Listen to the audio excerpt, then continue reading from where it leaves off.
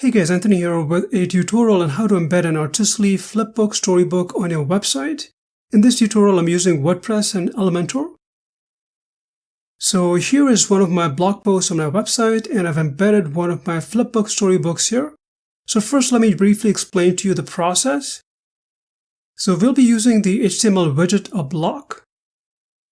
And here is the basic structure of the HTML iframe code. Now don't let it scare you, it's quite simple.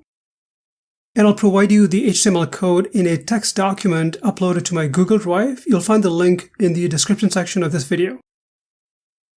And this is the unique URL for the Flipbook Storybook that I'm using. Of course, you'll have to use your own one, and I'll show you how to get yours. In the HTML code, you need to replace this portion with the Flipbook Storybook URL for your specific storybook.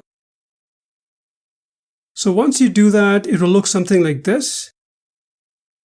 Now before we proceed, let me just show you how to get your unique Flipbook Storybook URL. So I'm logged into my Ortiz account. So click on Create Design at the top, and then Fast AI Image Designer. So we are currently in the AI Image Designer version 6 section.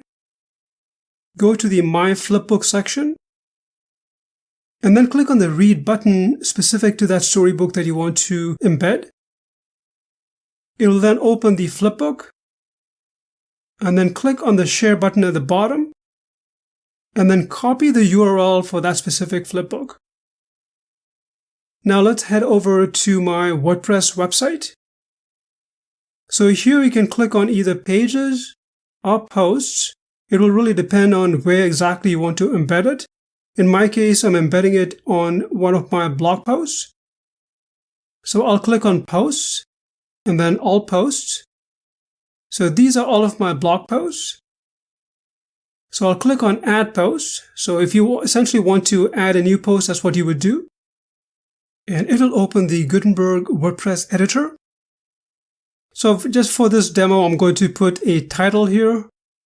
And then you essentially click on this plus button, and you'll see this pop up. In this search box, just type in HTML, and then click on the HTML widget. You'll then see the box here, where you would essentially copy and paste your HTML code with your unique Flipbook URL. Now, if you click on the preview button, it'll display how the Flipbook will actually look like. Now, one thing I'd like to mention about the HTML code is that you can adjust the width and height if needed. I'll also provide you a couple more HTML codes, especially if you want it to be mobile responsive. So this is one of them. And this is a slightly more complex one. So you can try, whichever works for you. You can then publish the page or the post so it's live. So now let me just go back to my post page, because as I said earlier, I'm using Elementor as my page builder. So I'll show you how it looks like. So this is the blog post where I embedded my Flipbook. So I'll click on Edit with Elementor, and it will open the page builder. Let me just scroll down to the section where I embedded the Flipbook.